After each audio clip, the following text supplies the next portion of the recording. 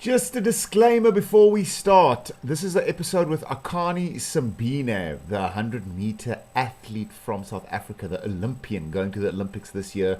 And I just found out from his publicist last night that we can get 10 minutes with him today. We've been back and forth, to and froing, and I'm so happy to have spoken to him. So I did it on a different computer.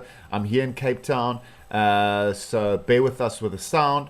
I know I'm always asking excuses about the sound, but when you get 10 minutes with a star like this, you take it whether you record it on a BlackBerry or on a Nokia 3310. Here we go. Sjoe. Die lewe is 'n wilde jol. So loop hy maar. Hoe gaan dit met jou? Hoe gaan dit met jou? Welkom thuis. Welcome to another episode of So Loop Hy Maar, your podcast. My name is Peet. I'm so glad to be here. You'll see, you might be following also Loop Hy Maar shenanigans online. We're having a great time. I'm pretty much trusting Neil's sense of humor to guide us to amusing, hopefully, people and also ourselves. So we hope you've been enjoying it. If you haven't heard or seen us on social media, please follow us on Instagram and Facebook at So Loop Hy Maar. So I'm back with an episode. This is a mini-sode with AKANI SIMBINE. Now, I'm so insanely excited about the Olympics this year, like ridiculously excited. AKANI SIMBINE raced in the Olympics in 2016 against Usain Bolt and I think Johan Blake, yes. It was a very tight race. Recently, he's been doing absolutely amazingly. The South African relay team might be in the Relay Olympics final now in Tokyo, Japan, very soon. And how interesting will that be against like America and all the big other countries? But we are doing amazingly well. And we've got 4 stars in our relay team, and the one who's running the final leg, the big star, is AKANI SIMBINE. Maybe the other 3 are also, well, they all 3 look extremely talented. AKANI is also obviously running individual 100 meters, but he's an Olympian already, and he's off to the Olympics soon. I feel so lucky and grateful to haven't talked to him. He's very busy, very deep in training at the moment. And Bronwyn Roets, his publicist, together with Peet van Sail, I believe, very graciously gave us time to speak to AKANI. He gave some of his time. Thank you, AKANI. Thank you, Bronwyn and Peet. And yeah, this is a mini-sode, about 15 minutes, catching up with AKANI ahead of the Olympic Games. Thank you so much. Have a beautiful day.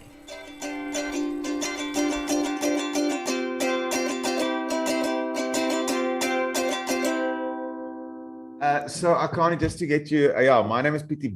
I'm a huge fan of what you do. I really appreciate what you do. I'm sure. How are you doing? Is today a bit crazy? Like, you're not training today? Is it just like a media day, or how are you doing? First of all, I'm doing very well. Still training. I had training this morning. Okay. I'm doing good. Cool, man.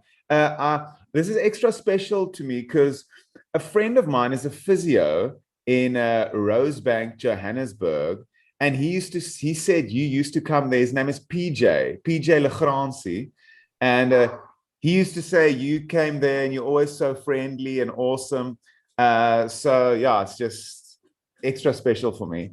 I know we only have a few minutes, so I'll jump right in if that's fine with you. You guys recently obviously won the World Athletics Relays in Poland, and just got back like a week or so ago. How was this experience? Do you and the other 3 guys know each other well? Yeah, we are guys that are based in Pretoria, but we don't train together. Clarence and Gift train together, and then Tando trains with another coach, and I train with my coach.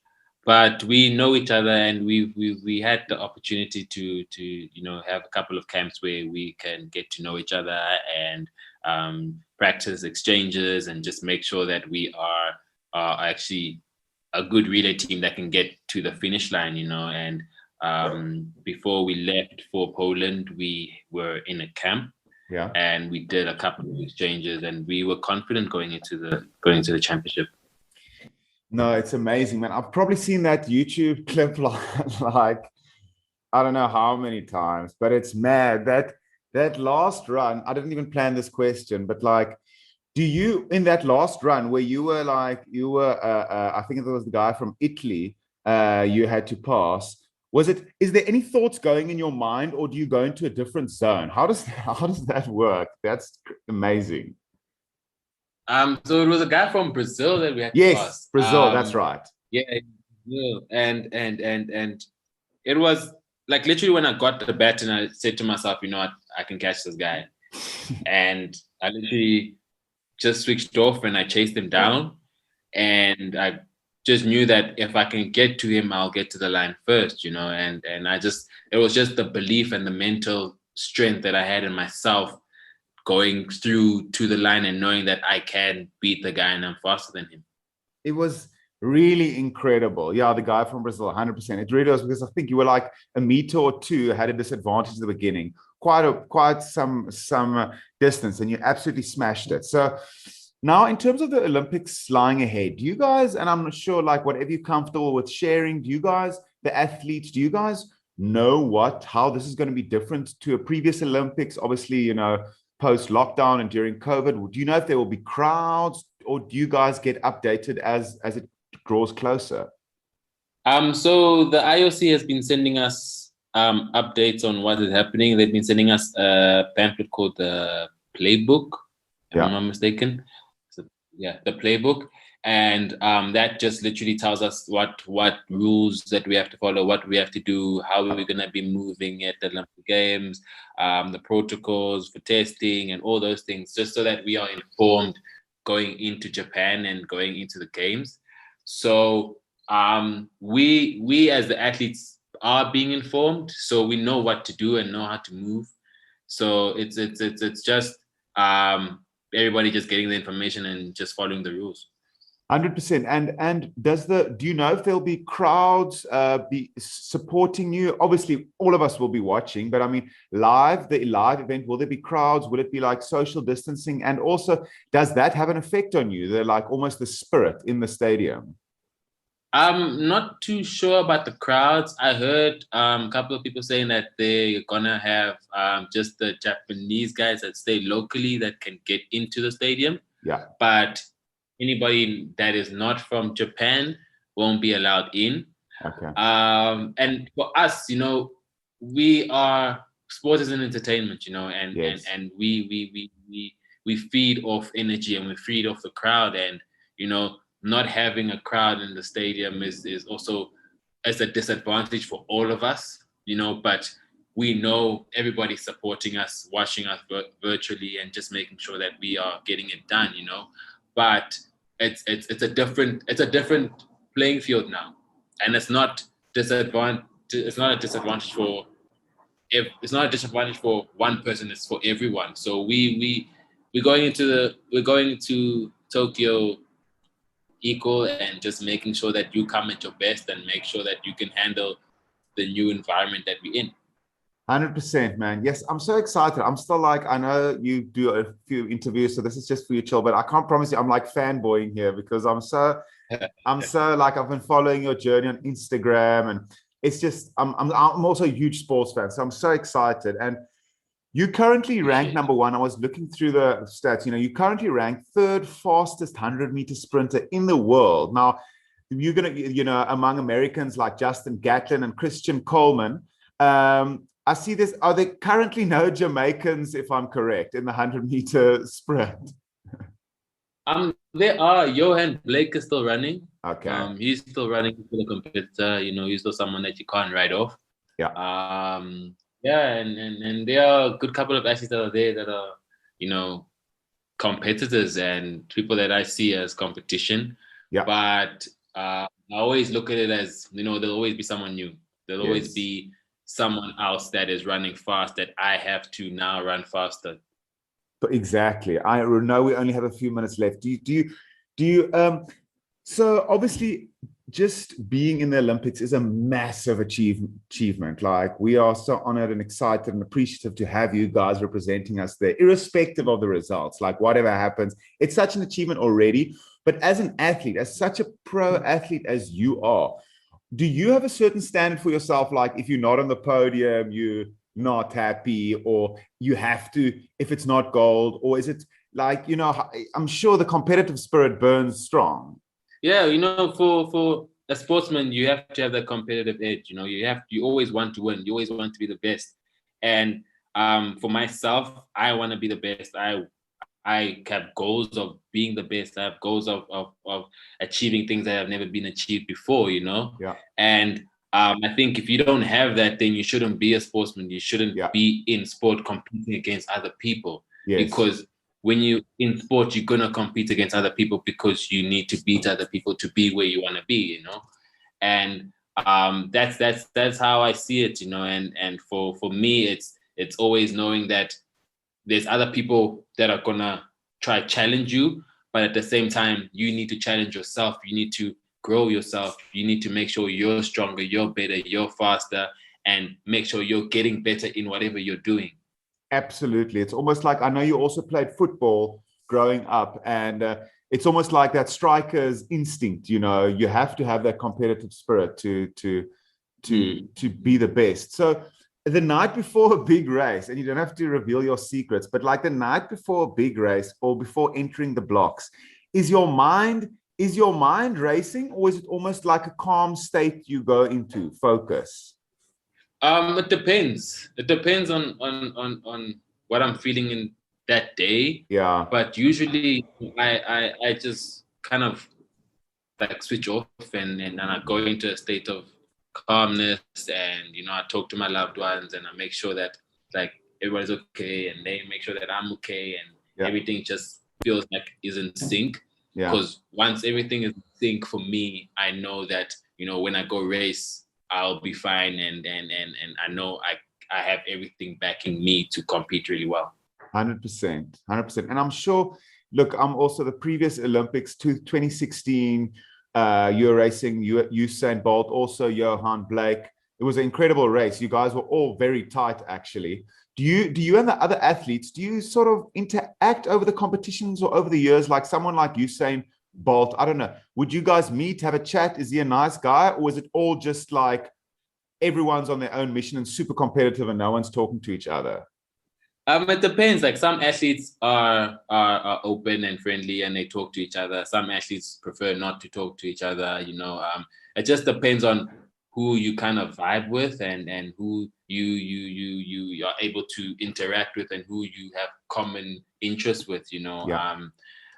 With Usain, we've had a couple of conversations. Johan Blake, I've had a couple of conversations, and it's just knowing that you can talk to these people that you used to idolize and get, sort of like tips and things to make you better, because they used to run fast, and you also want to run fast, and you want to know what they did to run fast. So, and it's nice knowing that they don't keep that information from you. They actually share, so, I think I've been blessed with being able to communicate with people that are able to share, and they're okay with sharing and helping the younger athletes get better. That's so cool, man. That's so cool, that generous sharing, because that's what my friend PJ has always said about you. He's like, he's seen you like on an airplane, I don't know from where to where, and you were always like including him, saying hi. And that warmth you give as a person is like, it goes so far, because it does, I believe it does inspire the next, the other people around you. So for instance, I know you've also said like running brings you peace and happiness. And I know what exercise does for me as well. Do you have like if the question is too big, you can just answer it for you, but like, is there a thing that you have like a dream to the effect you would like to have on other people, other South Africans? Because obviously for us looking at you, it's just amazing and beautiful. For that, I always say that I don't want to just touch athletes, I want to touch people that are just normal people to see that, it's possible to dream of something and dream of the impossible and go for it and make it a reality. Because for me, where I am right now, I'm living a dream. I'm blessed with living something that I thought would never happen. I'm one of the fastest men in the world. And that is like crazy to say, and it just shows and proves testament that, if you believe in yourself and if you believe in what you're doing and if you have strong faith in what you do, you can achieve it. You just have to make the work, and you have to believe in yourself and sacrifice and prioritize what you need to do to make sure you get your goals and make sure that you make your dreams a reality. Oh man, that's so inspiring. You're making my day here. My final question, then I'll leave you in peace. I know you've got lots of things to do, lots of people asking, wanting a piece of you, because we're all feeling the vibe, man. I've been looking forward to the Olympics for like months now. I'm peaking way too soon. I must take it easy now. But like, how are you feeling? Are you just taking it step by step? Is it like hours of training every day? Do you peak your fitness now? How are you feeling about the few weeks lying ahead? The next few weeks are going to be really tough. We are training really hard. It's back to a training block, and just making sure that everything is in line, for me to go start racing again. I have African champs coming up before the Olympic Games. So that's another step that I need to cross before getting to the games, and right now I feel really good. Really excited for the rest of the season, and I'm committed to working really hard and pushing myself and making sure that that I get to Olympics in the best shape that I've ever been in.